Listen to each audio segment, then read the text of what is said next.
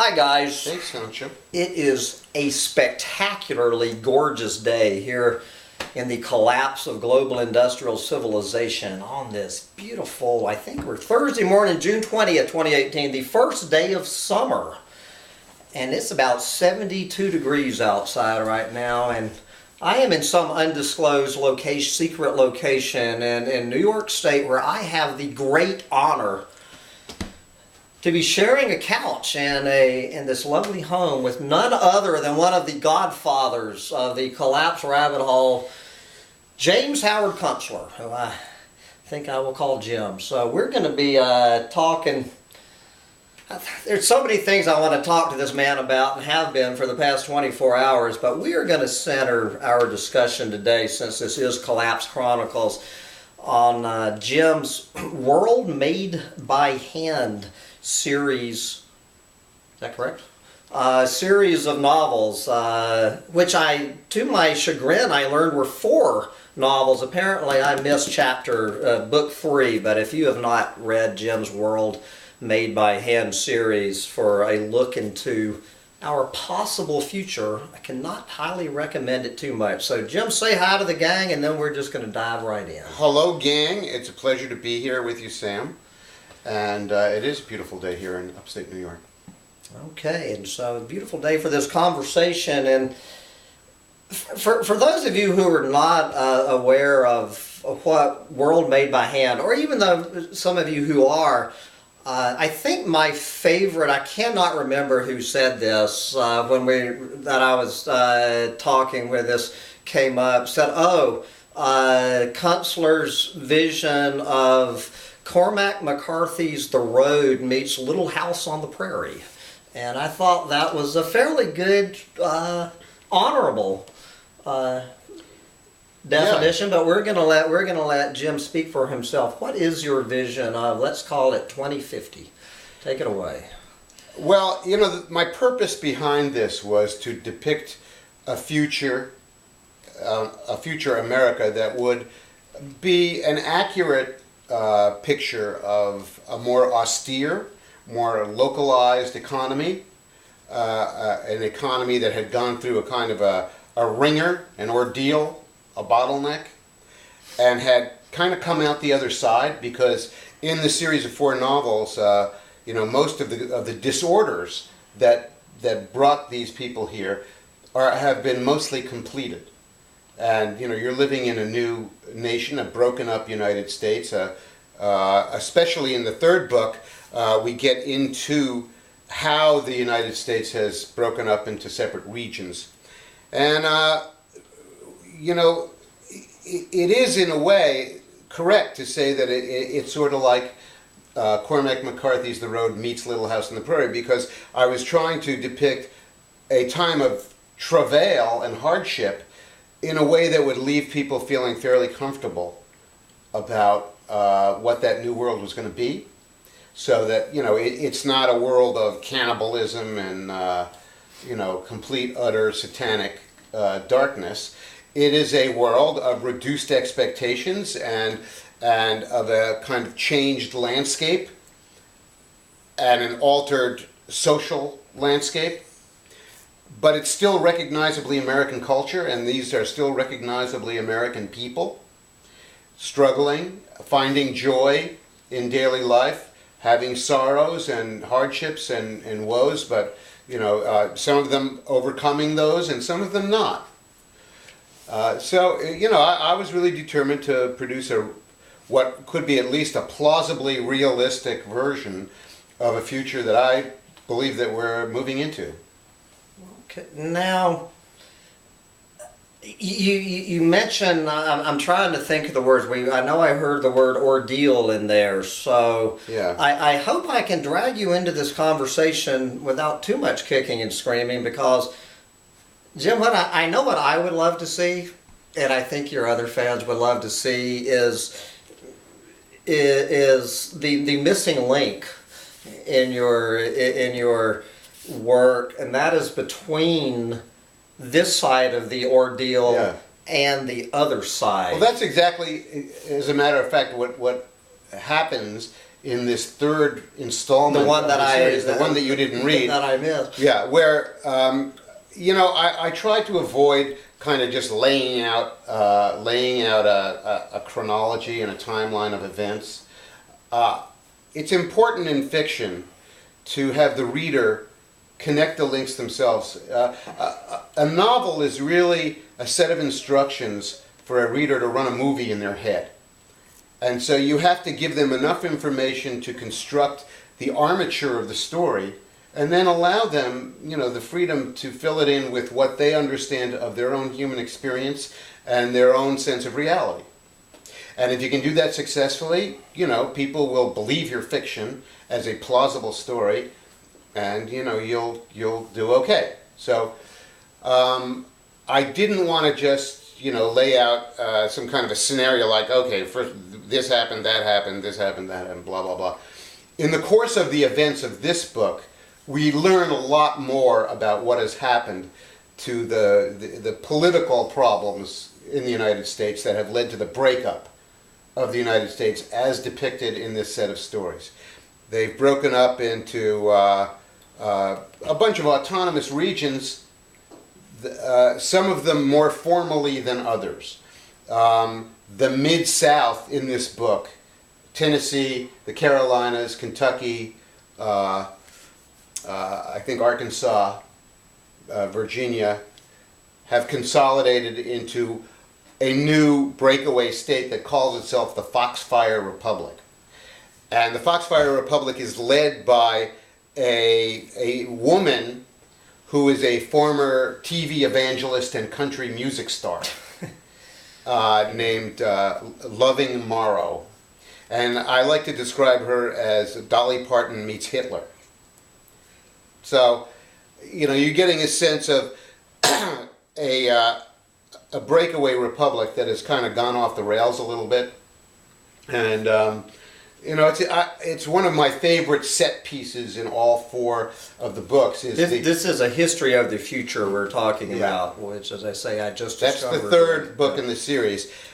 And that set piece that takes place in the capital of the Foxfire Republic is one of the more colorful and wildly imagined parts of the whole series. My favorite part maybe being when the leader, Loving Morrow, gets out on a balcony of their own little recreated NASCAR speedway and gives a recreation of a kind of a Hitler speech. There you go. And I'm really looking forward to filling in. Can I just? Do you have this at the beginning of each one of your books?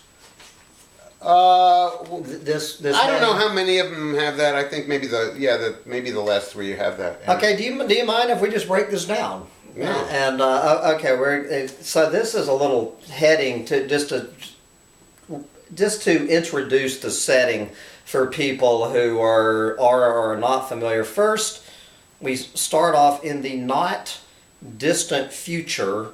Now, this book was published in 2014, so I assume it was written in 2013. So the events in this book in the not distant future, are you going to narrow that down anymore? No, I had to be cute about it because, you don't want to get caught making ridiculous predictions like this is going to happen in 2022.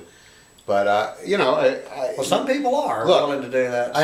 I meant that literally, and it should be just taken as literally as you need to. In the not distant future is literal enough. Okay, and that was 5 years ago. This was in the not distant future. So I'm simply going to describe the post-collapse, and we're going to go just through here, and we're going to get Jim's response for these points. The number one, the electricity has flickered out. What's that going to look like? The electricity flickering out in this country. What's that? It's going to, basically compel Americans to kind of go medieval. It's going to be the thing that really changes the tone of civilization sharply. So why do you think the electricity is going to flicker out in the not distant future? Because I think that we are not going to resolve our problems with energy, that, first of all.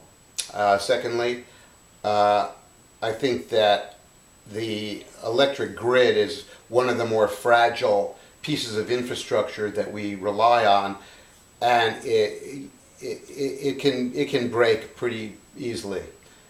And so those are the basic reasons. So are you looking at incompetence for that, or an EMP attack from some 15-year-old Hindu boy in a mud hut in Pakistan? What are we... Well, an EMP attack is not out of the question.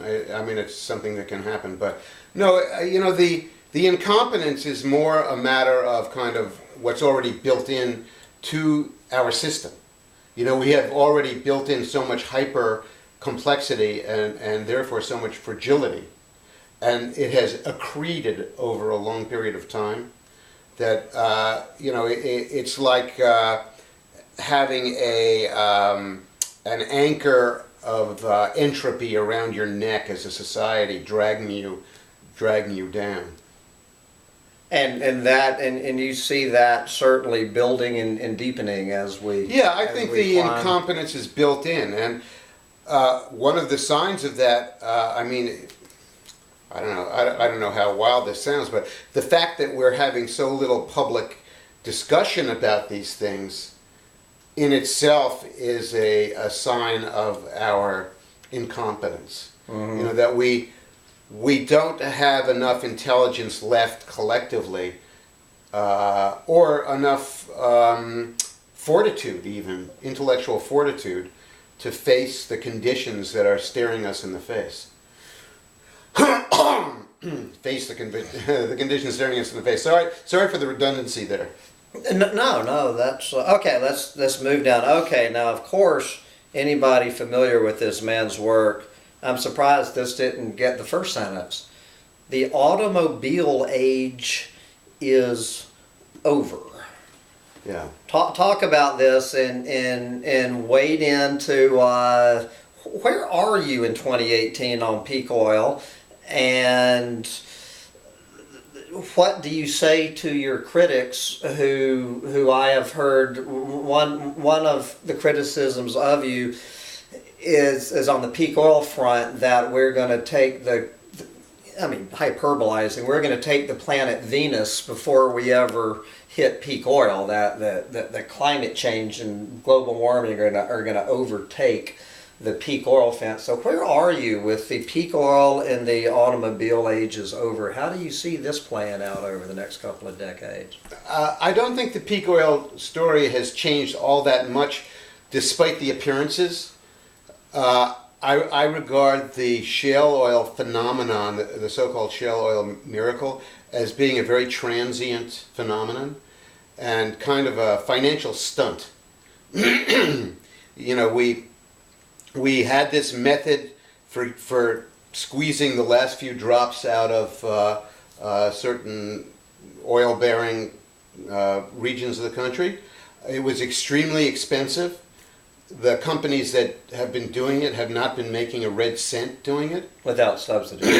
Well, with subsidies, probably. The subsidy being really extraordinarily low interest rates for loan money, and a financial climate that has kind of banished the idea of risk and other things. It's banished moral hazard. It's banished a clear accounting system for the value of things. It's banished the clearing system for getting rid of bad debt. So, there are a lot of mechanisms that we have been fooling with in the financial system to pretend that we're solvent, to pretend that we can afford to live the life we're living. And, a part of that matrix is the shale oil situation. Now, that's been going on for about 10 years.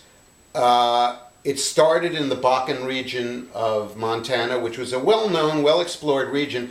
The trouble was it had a certain kind of source rock called low porosity rock, the shale, that the oil didn't flow out of it the way it did in the sandstone stratas. It was trapped in there, and the only way to get it out was to kind of blow it up. And that required very expensive operations of horizontal drilling and then drilling the long laterals and then pumping immense amounts of water and sand into the system to fracture the rock in parts of the country where there really wasn't a lot of water available, so it had to be trucked in. You know, these were tremendously expensive operations.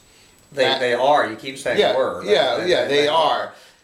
And they did, in fact, produce a lot of oil. But what we saw in the Bakken region, and then in the next big region, which was the Eagle Ford region of South Texas. The Permian is and it's now moved to the Permian.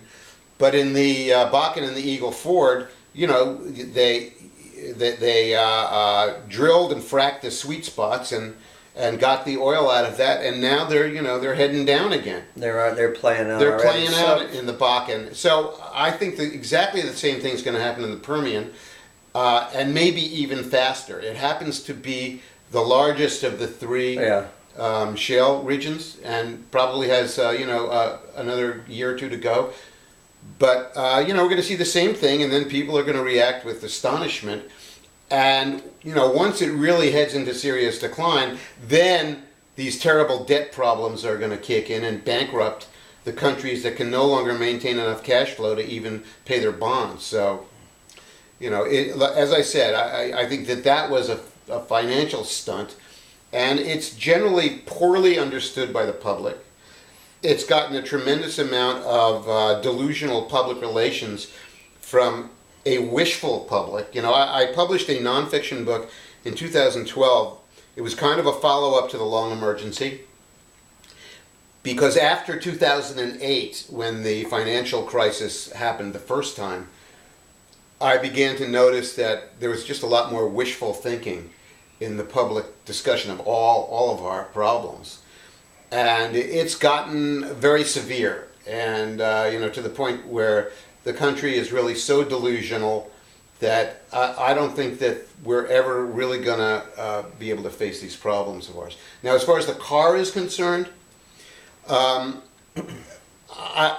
think that we're seeing the meeting of the convergence of several different conditions that are going to surprise people in the way they play out. It's not totally about the fuel that you put in the car, whether it's gasoline or diesel or electric. Because what's happening now is, because the financial system and the banking system has been so undermined and so literally perverted and distorted, that itself is becoming a problem. I think we're going to be entering a period of capital scarcity as well as natural resource scarcities of energy, oil, natural gas, ores, what have you. But the capital scarcity is a big part of that, and you're seeing the beginning of that now in the automobile, in the whole business of selling cars. In order to keep on selling cars, they've had to distort the qualifying mechanism for loans to the point where they're giving absurd loans for. It could be the next bubble to pop. The auto loan when giving 7-year loans for cars, even giving long-term loans for used cars that will never retain their value for half of the length of the loan. So that's been one of the first manifestations. What it tells us is that the middle class is getting so crushed by the current financial conditions that fewer and fewer of them can qualify to buy cars the way Americans are used to buying cars, on installment loans. And that is going to be a bigger problem going forward for quite a ways than even the fuel issue. So, you can say, we'll all be driving around in electric cars. My answer to that would be, no, the money's not going to be there.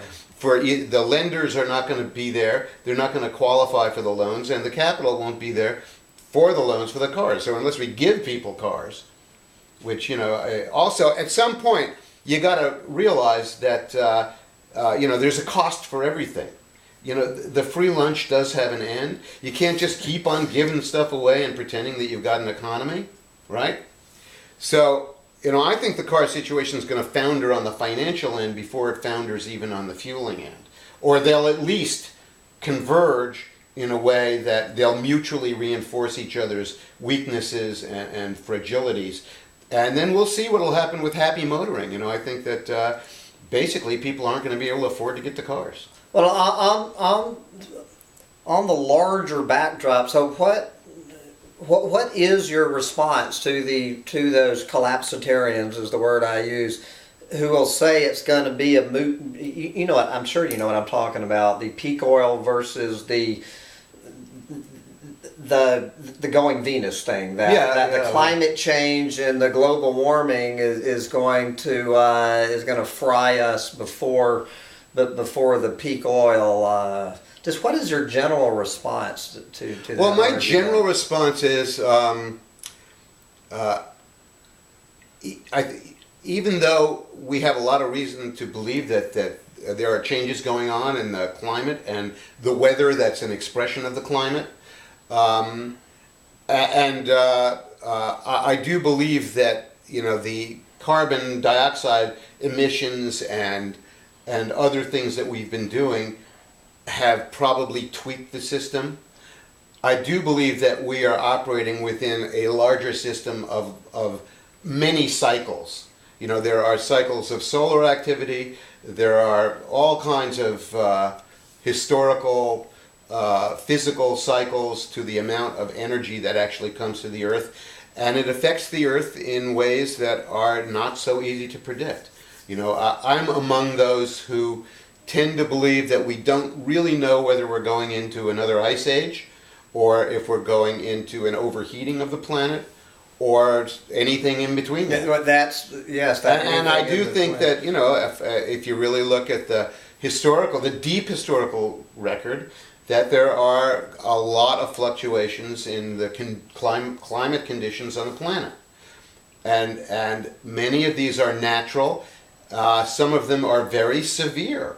I mean, obviously, if you start an ice age cycle within a period of a decade, which to some extent is demonstrated by things like the Greenland ice cores, that's pretty severe and extreme, and that happened before there was any civilization or any automobiles on the planet. Well, so can that throw a monkey wrench into your vision? No, I think something's happening. I mean, it reminds me of the old Dylan song. Something's happening and you don't know what it is, do you, Mr. Jones? So yeah, I think something's probably happening with the climate. I mean, it's demonstrable up here where I live. We now have 2 weeks of an earlier spring on one side and 2 weeks of a later spring on the fall side. Of a later fall on the fall side. So, I mean, that's happening. And we've had several weird winters here just in the last 10 years, like at least 2 or 3 winters with almost no snow. It was cold, but, very little snow. So, that kind of stuff happens. And, I do think that there will be a convergence of problems like that, but I don't necessarily think that they're as cut and dry as many folks assume, any more than it's a cut and dried thing that we're just going to electrify all of our transportation and then all of our stuff will work. Yeah. That if we can just get the trucks electrified, then you can keep and driverless. Yeah, but there are all these currents that are going on in the world now that are, it's like doing very difficult differential calculus. You see, for example, that just as we can plausibly predict problems with the trucking system up ahead, we can already see that we're having friction in international trade that's going to possibly make it difficult for all those products from China to land on the dock in Long Beach, California, get on a truck, and go to the Walmart in Philadelphia. I mean, there's a lot of friction between the USA and China now. How many more years of that system? Well, not too distant future. I think one of the errors in the collective thinking that I see is the idea that globalism is a permanent part of the human condition. Globalism is a transient set of economic conditions that happened in a particular moment in human history for 2 reasons, basically. For 100 years of extremely cheap energy, starting around the early 1900s, and about 75 years of relative peace between the great powers without a world war. And so you get these global trade relationships. You get America turning all of its manufacturing over to these distant countries. Yep. Now, now there are also a lot of ways of talking about this, and a lot of ways you can adjust your expectations for the future. And one is you have to ask yourself, are we going to actually relive the 1950s, as the Trump, MAGA supporters would think? We're going to make America great again by, rebuilding the great automobile factories of Flint, Michigan, and the tire factories of Toledo, Ohio, or Akron, or wherever they made those tires. And my answer is no. We're probably not going to relive the 50s. We're probably not going to reindustrialize because the energy is not going to be there to do that. The mid-20th century was the high tide of cheap energy, and we built what we built. We are now entering the age of energy extreme austerity, and we're not going to do that stuff the same way. How are we going to do it? We don't know yet. I would guess it's going to be, if we make anything, it's going to be a lot simpler, on a lot less complex, on a much smaller scale. About the only thing we have to really fall back on at the moment is either water power or nuclear energy for the moment. And I don't really, I'm among those who are not convinced that we can run nuclear energy without an underlying platform of oil and diesel. You need that stuff to make to back up any of these. Yeah, you need it to make the nuke plants function just the way they function. So, I'm not even convinced about that. And that's a huge other problem, a whole other sphere of. As I say, we could take this discussion off into a million different directions. So this, you were mentioning we're never going to go back to the 1950s. I think that a lot of viewers to a place called Collapse Chronicles, their bigger question is not so much the 1950s, but the Dark Ages. Yeah, well, I think that's a good The question. Great Plague, that's what is again, I'm still trying to get your vision of between now and the not too distant future, this whole crack up. Is it going to look like this? Is it going to be the Greer step down? I think Greer's step down catabolic collapse scenario is a pretty sound way of looking at it. But you could also get you could get a fairly severe Seneca cliff going down. So you don't rule out the Seneca cliff? No, I don't rule it out. The thing is, we do possess a certain base of knowledge, which I think we'll lose a lot of knowledge, and by saying that, I also mean we'll lose a lot of what we regard to be progress. But there are certain things that we do know that I think we'll probably be able to maintain, like the germ theory of medicine. Even if things get pretty dark age, people will still probably understand you got to wash your hands when you're delivering a baby. We'll understand a few more things about surgery and anesthesia than we did, in 1400. I think there's a lot of stuff that we can retain plausibly that can keep us elevated above a really kind of dark and minimal human existence. But, we're also fighting against some features of a future life that are pretty daunting, like the depletion of the natural ecosphere. We don't have the kind of plant and animal life that was with us in the year 1200. We also have to face the giant problem of exactly how is the human population going to contract. Okay, so well, you're just going right into my questions, and population is a big discussion on this channel. Unlike 99.999% of people having the discussion where you never hear this word mentioned, much less overpopulation. Now, clearly, Jim, the scenario you're describing in the not distant future is, let's just take our own country before we look at the rest of the planet, is not a future with 320 million people in this country and 7.6 billion on the larger planet. So right. Where are all those? Where do you see the population of this country and this planet in the not distant future? And is that a good or a bad thing? Well, I don't think it's going to be a great thing, and it could be a horrific thing. the population is going to go down. The planet can't support the number of people who are here.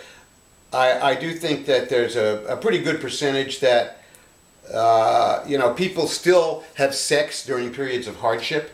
So there will be a period as we enter the period of real noticeable hardship. People will still be reproducing. The difference will be the children won't thrive. Yes, right. That's the already. Good Lord. Well, and you're seeing that in other parts of the world, especially Middle East and Africa, right now. But I don't believe there's going to be any policy or protocol for limiting the population. I think that's just blowing smoke up our butts. You mean government? Of course. Or even any kind of consensus about it. No, that's never going to. By the way, guys, Jim is not a breeder. Okay, just saying. Well, I'm a breeder, but I haven't bred. No, I haven't bred. Oh, I see. But I'm capable of breeding. He's capable of breeding, but you've made it to, I don't know how old you are. It happened that I didn't have any kids, but, despite being married more than once. Just so folks know. So again, where do you see the population? I mean, obviously, it can't be where it is. No, it can't be. But look at. But how is it going to be? How are you seeing this population reduction over the? First of all, there's a built-in attrition thing for human beings. We only do live a certain lifespan. Right now, at the height of comfort and convenience of modern life, 80 is a pretty good run. Some people live beyond that. As we reduce the comfort level and the affluence and head into austerity, I think there'll be a direct relationship between that and lifespan. So there's a turnover anyway. In any case, it really depends on whether the next generation is able to thrive or not. And there are so many fairly horrible scenarios you could spin between war, pestilence, famine, about how the population is reduced. I think we'll probably see various combinations of those things, plus just the natural attrition and failure to thrive. And the population is going to go down. We'll get there. But you're not going to venture a guess to where we're going to get. Well, I just did. I mean, I said, it could be any number of means that. I meant in numbers. Are we talking 1 billion people? Oh, I don't think there's any question. I don't think there's any question that 1 billion is a kind of a benchmark. Many people have calculated to comport with the number of people the planet could support before we went industrial. Yeah. And are you generally of that camp? Well, I think it's a good benchmark, but you don't really know. I mean, I talked to a guy named Jack Alpert on my last podcast, which came out about a month ago, and I couldn't remember his name. I'm glad you brought it up. And he's an engineer out of Stanford who has kind of a foundation for studying these things. His opinion is that the world probably will not support a population of more than about 400 million Homo sapiens, and not that comfortably. Yeah. And he's got some utopian ideas, which I don't particularly agree with, about what would the optimum number of people be. I mean, I'm not really willing to go so far as to try to construct a hypothetical optimum human utopia. I think that's kind of silly. I do think that history and human life within it is pretty nonlinear, and a lot of surprising things happen. I'm not really on the extinction wagon with Guy McPherson and Derek Jensen. I don't necessarily think Derek's calling for near-term human extinction. I could be. Okay, well, I apologize to Derek if I misrepresented him. So you're not part of the NTHE gang that we're going to be gone in 10 years. No, I don't think that we're going to be extinct. I mean, it is possible that we could start a nuclear war, and that could be pretty bad. And that might do the job. Who knows?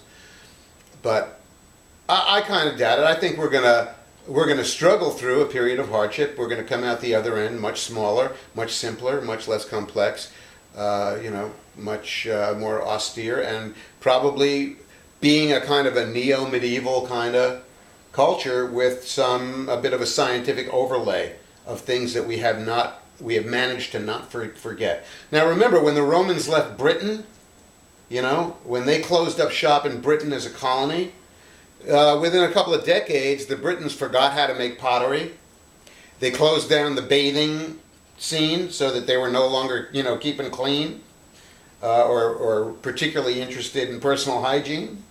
A lot of things went away quickly when the Roman civilization, such as it was, evacuated what is now the island of Great Britain. So, do you see this repeating itself? Well, I could see conditions. I could see conditions getting pretty grungy for large numbers of people. I also think that, in the World Made by Hand novels, the fictional economy that I've constructed is centered on agriculture and the things that come out of agriculture and support agriculture, the activities. I think that that's probably going to have to happen in the USA. The public is completely unprepared for it. There are a lot of kids out there now who are pulling coffees and espressos in Starbucks, or working on the loading dock of Walmart, or collecting food stamps or whatever they're doing, who are not prepared for a possible future as agricultural workers. You think so? Yeah, I think that's if they want to survive. That's certainly the understatement that I've heard today so far. Well, let me read this now. So what he does in his novels is he zeroes in on a little town, kind of in this neighborhood of where we are, called Union Grove in upstate New York. So as he says here, the people of a little town named Union Grove in upstate New York know little about what is going on outside Washington County. So let's talk about that for a minute. So he does what Jim does is makes a little microcosm out of this little town in the not too distant future in upstate New York. But Jim, what is going on outside of Washington County? Well, it's funny you should mention that. In London, in Lagos, Nigeria, in Beijing. What's going on in all those places? It is funny you should mention that, because this book, we'll even put the cover up again, this is the third book in the series, and this is where we actually find out a great deal about, or a lot about what's been going on, at least in the United States and to some extent overseas. And the reason for that is, in the first book of this series, which was called World Made by Hand, we hear about the son of the protagonist. The main character is a gentleman named Robert Earl. He's just kind of a normal Joe in America. He's a former computer tech executive who is now leading a much reduced life as a carpenter in a small town in upstate New York. He's in his 40s, and he's got a 19-year-old son named Daniel. And in the first book, we're told that Daniel has gone off, he's headed out to see what's going on in America with his traveling companion, the son of the congregational minister who is Robert's best friend. And they return in this novel. So in this novel, we find out where they've gone, what happened to them, and what they learn along the way. And I'll try not to give too much away. Daniel... Because I'm getting ready to read the book. So Daniel and his companion, Evan Holder, who's a year younger than him, have gone down to the Erie Canal, which is about, 30-odd miles from where Union Grove is. And the canal is now active again because, globalism is foundered, the trucking system no longer exists, the whole just-in-time, commerce system is dead. I have a mule, her name is Sal. Exactly. Sal is coming back into the picture. So Sal's come back in the picture. The Erie Canal is now running as a transportation lane in a fairly primitive way. but running. They go up the canal. They have some misadventures. They end up on the Great Lakes on a small boat. They get into trouble. There's a shipwreck, and they become separated. And Daniel ends up being rescued by a schooner, a very fancy schooner that comes by him in Lake Erie near the shoals of Sandusky, where they've gone down, where there are a whole lot of islands and rocky reefs.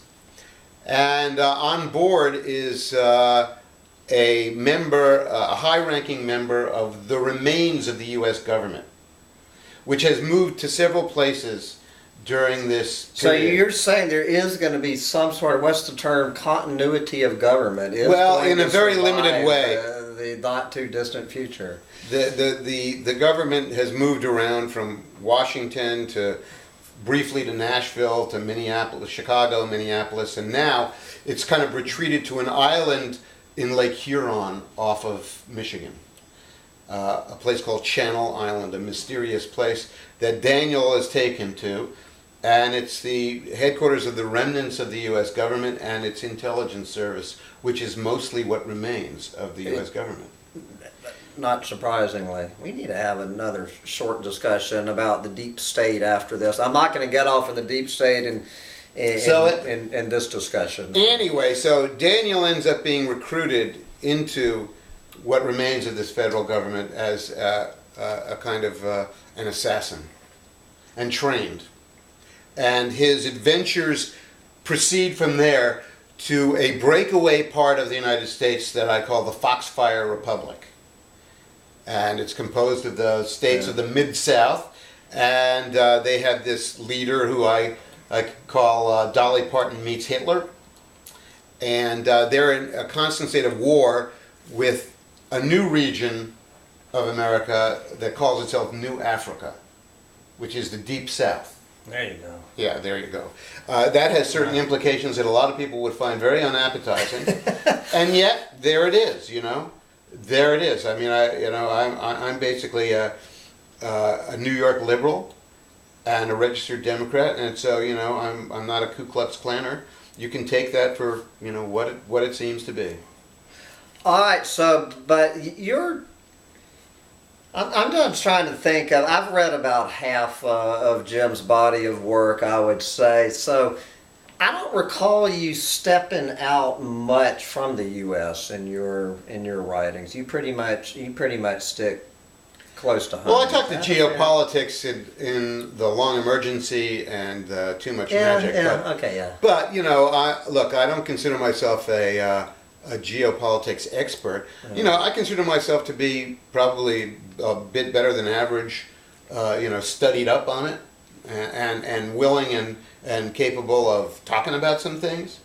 But I don't pretend to be a prophet about it. But it's safe to say I'm guessing, I don't want to put words in your mouth, that your vision for people in big cities who are 100% dependent on that, 72-hour, it says before, that things that, the folks that are 100% dependent on that 18-wheeler coming in from Long Beach, what's it going to look like for that 95%? Well, I've thought about that a lot, partly because I've been a very active member of the Congress for the New Urbanism for 20 years. I started out 25 years ago writing books about the fiasco of suburbia and what it represented for our economy and for our culture.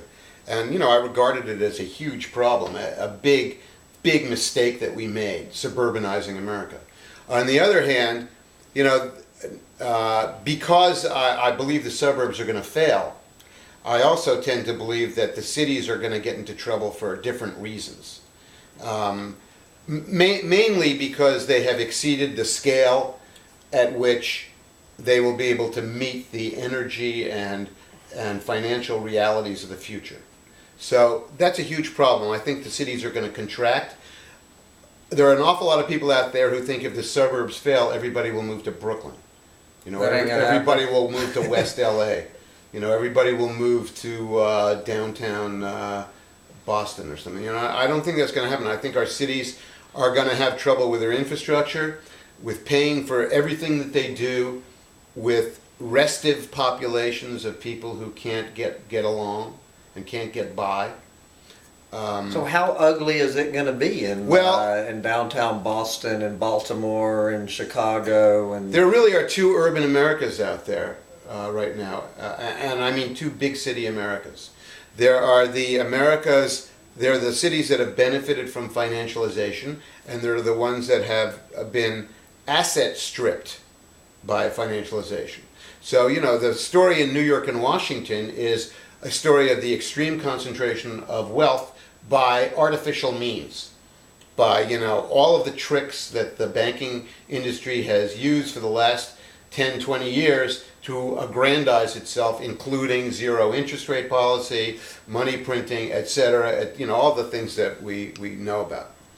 And that's concentrated all this wealth in places like New York and Brooklyn and down, the center of Boston, LA, a few places, San Francisco, etc. Then there are the places like, Akron, Ohio, and St. Louis and Little Rock, that, cities all over America that are really still suffering. A few neighborhoods have been gentrified, but on the whole, they're still really hurting. And they've already gone through this contraction. I mean, Detroit has already gone through an epical contraction. So you see a lot more cities going Detroit. Absolutely. I see them. Detroit may be fortunate because it already went through this at a time when there was still a background of some affluence in the general society, so that it didn't fall into anarchy, and it was allowed to collapse kind of gently. But there's very little left at the center. I was there 2 years ago for the annual meeting of the Congress of the New Urbanism, because we were interested in what was going on in Detroit. There were interesting things going on, but there just wasn't that much of it, considering the scale of the city.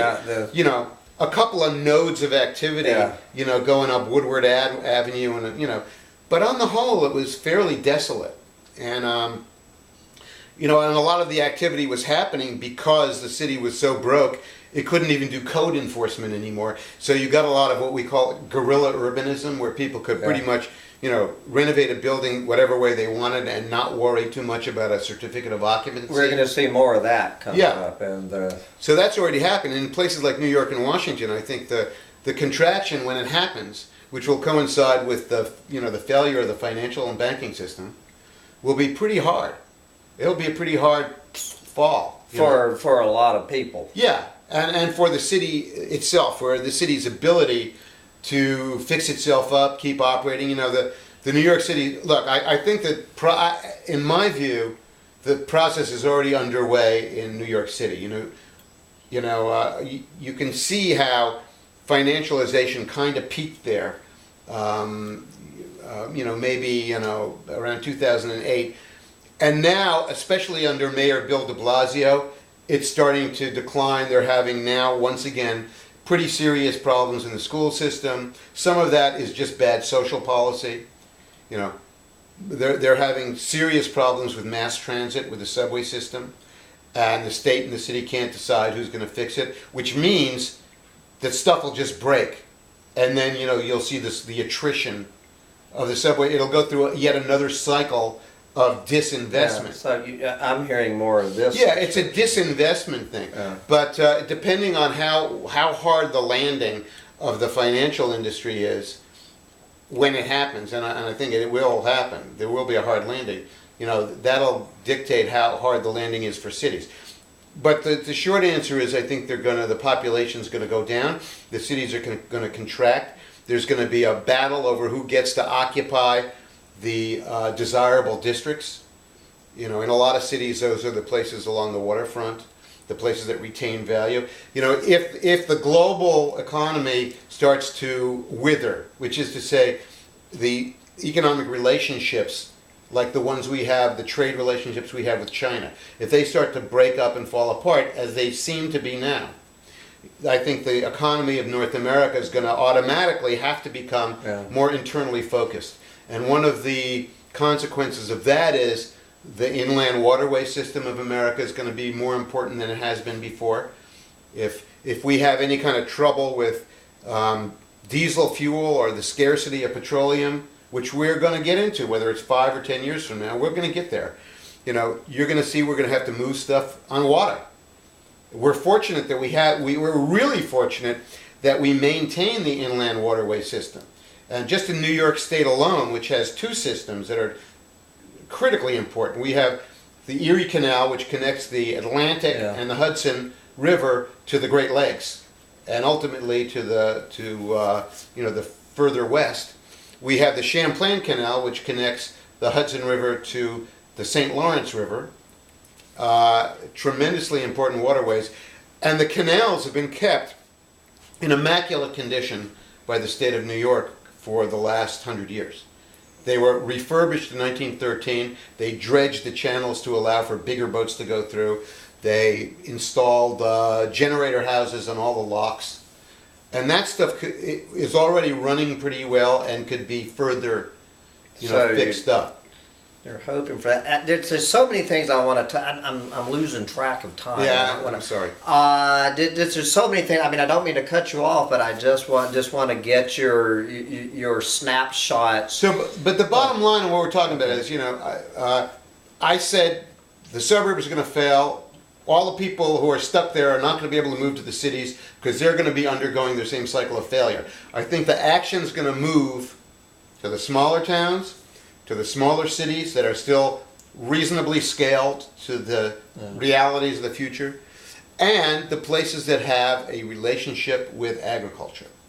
That's going to be very important because if we don't have the petroleum products and the fossil fuel products to keep on doing agribiz, we're going to have to do agriculture differently and way differently, and it's going to have to get more local. And the places that can do it locally are going to be the places that are going to tend to thrive.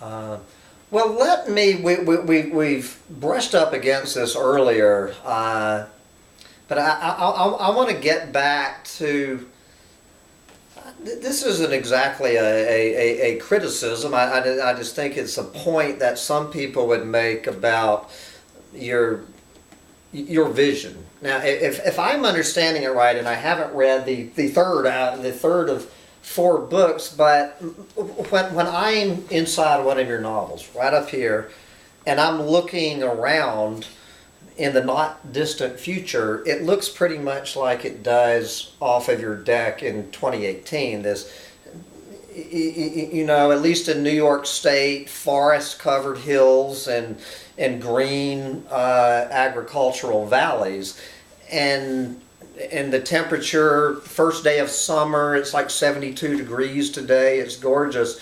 I feel like when I'm inside one of your novels that it looks kind of like it does outside today, and there's a lot of people who are saying they don't think it's going to look like that, and it's not going to be that slam dunk on recreating a localized agricultural economy in an age of abrupt climate change. Do you want to dive into that one more time? Yeah, I think it's a reasonable argument. If someone was going to criticize my books, sure, you can say that. I wrote what I did because I believe what I believe. And well, what is your general response to people who would debate you on this subject? I was just about to do that. Yeah. Okay. So dive into the debate. For instance, personally, I don't know if this is really true, but personally, I think nature and the planet and the ecosystem is somewhat more resilient than we give it credit for. What's the evidence for that? I think you see that around a place like Chernobyl, where people were stunned to see so many species come back, in a place that had been abandoned by human activity, and it came back fairly quickly. Now we don't know how radioactive it is, or maybe what's going on in their DNA, but the animals that have returned, whether they're wolf packs or bird species that that have made a comeback or whatever, but. You see that happening. I think that another example that was pretty vivid to me after reading that book Cod, about codfish, I have not read that. It was written by the same guy, I think, who wrote the book Salt. That's his kind of theme. You know, he writes books on a big. He writes big books on a small theme or big thing. You know, a single theme. Yeah.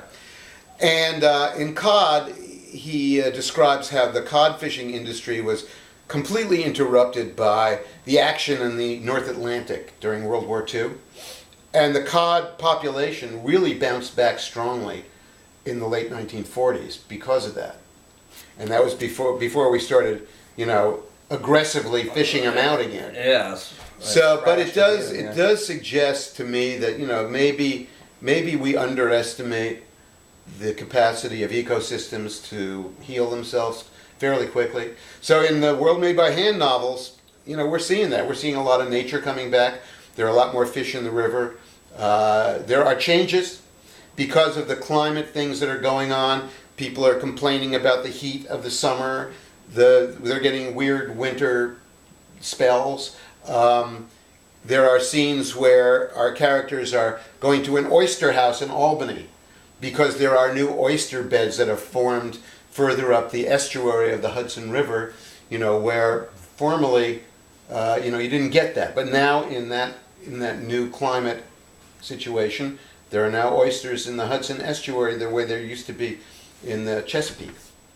So, you know, I've tried to create a picture of nature rebounding more rapidly than people may have assumed. Thank you for bringing up Chernobyl. I'm always doing that. Oh, good. Well, and as for agriculture, you know, we simply don't know. I mean, we do know that humans get pretty hungry, and when humans are hungry, they may do desperate things like learn how to plant stuff and learn how to take care of it.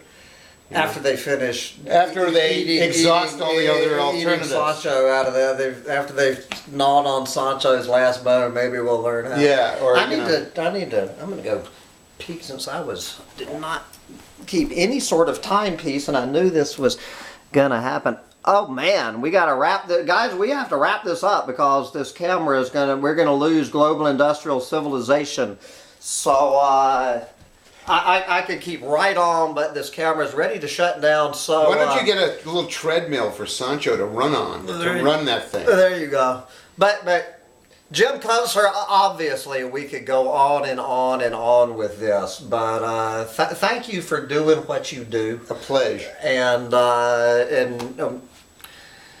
what can I say? We will see whether the world made by hand vision unfolds or not. All right. And... thanks for listening, y'all, and nice to see you. All right, let me hit this. Bye, guys.